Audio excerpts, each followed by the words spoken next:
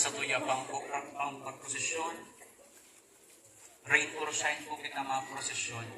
Inaabulan ko na po ang mga barangay tanod, ang mga different barangays. Diyan na po kamo sa inutan para ma-recognize na po. Maabuon po kita sa barangay San Roque, sunod po barangay Sagrada, barangay Kawakagan. Nakatindog po kamo dyan sa harap ni.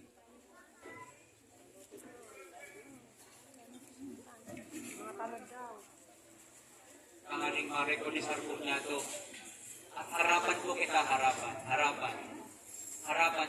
Yaon po ako ni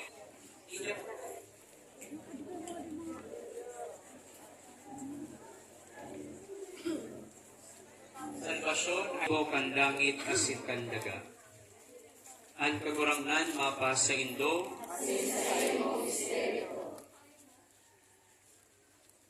mamipi kita.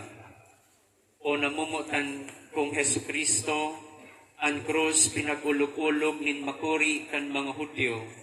Alagad mo niyan, iyo ang nangungurog sa kamahalan, kabanalan asin kabantugan, karahayan asin kabagsikan, inhulita iyan ang dinutaan kan sa imong banal na hawak. Nagadan ka sa krus, nakadupa, sa pagpahayag na andam ka sa pagpugos asin pagdulot kan sa imong hawak asin kalag. Sa orog kapakumbabaan asin pagkamuot samo na mga parakasala. Pinadulo kami sa imo ang bilog niya mong hawak asin kalag. Nagngangayo-ngayo kami sa imo, magdalitang akuon mo ang samong mga kahagadan. O banal na Jesus, mabuhay asin magadan.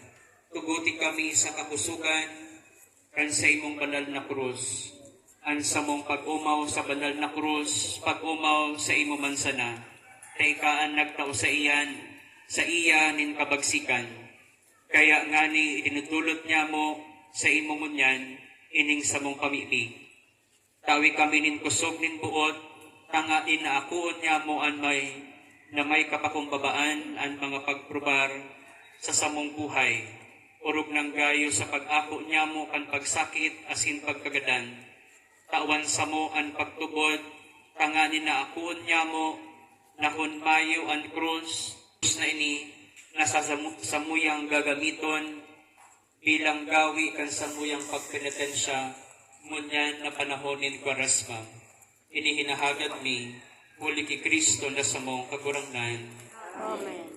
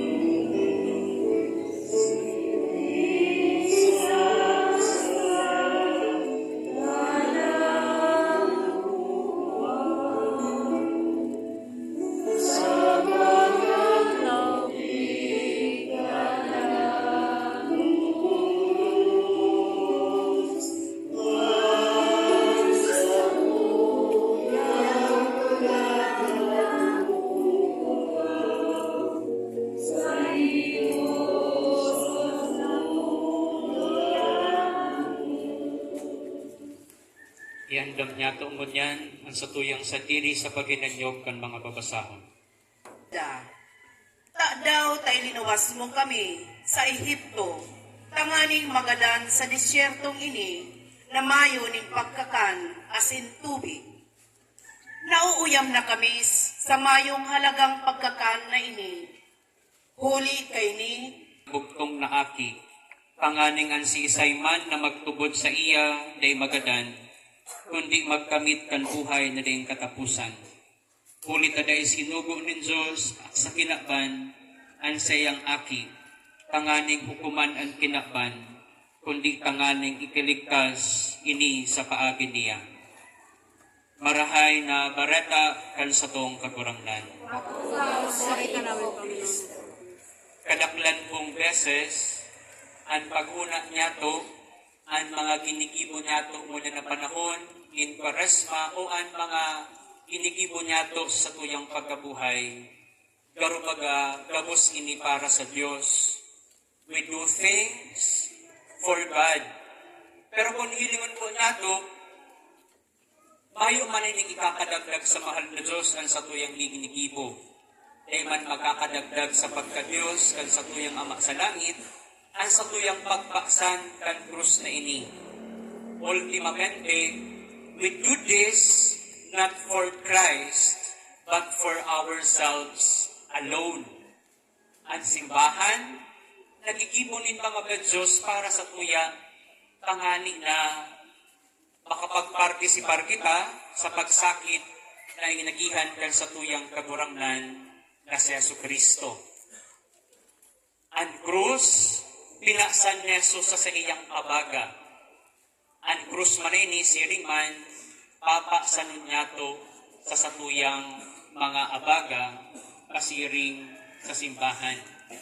Gamit man ang satuyang mga abaga, ini satuyang papaksanon, kasiring sa simbahan.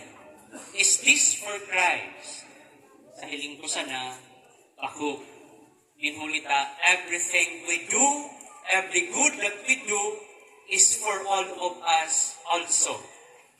Sabi nga ni kayan, sa pagigibon nato ulit karahayan, garo kita linahayop sa lubang. Mayo iyan na idadagdag sa pagka-Diyos kan sa tuyang kagurangnan. Alagad kita ang nabibenefisyuhan kaiyan. Para sa tuyang kaligtasan, asin siring man, para sa paghagad niya to ling kapatawadan sa mahal na Diyos, sa mga kasalan na sa tuyang mga naginibo.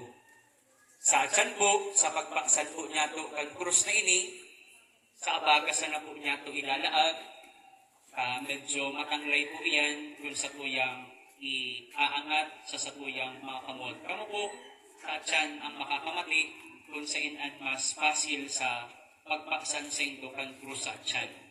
Ano po kaya yan? Exclusive lang sa mga barangay tanod, o mga barangay officials? Ako po, urog ng gayo na mahal sana po kita ay manimahal na pangkalungan.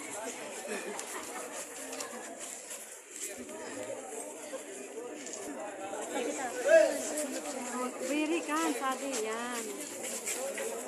Sige na po, kaposisyon na po kita.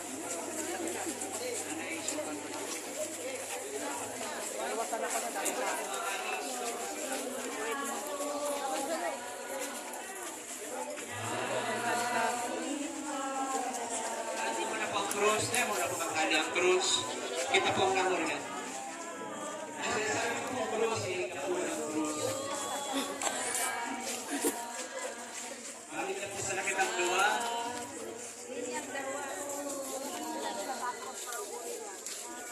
Di pa po mahali ang krus. Di pa kuno ang krus. Tawo muna, tawo. Maori kuno kamo. Maori. Very mahal. Hindi nag-aabot pa sa nakaya. Abanti na ang mga tawo. Yun, nag-ano na si Padre. Kaya two lines kuno, two lines. Maori a krus.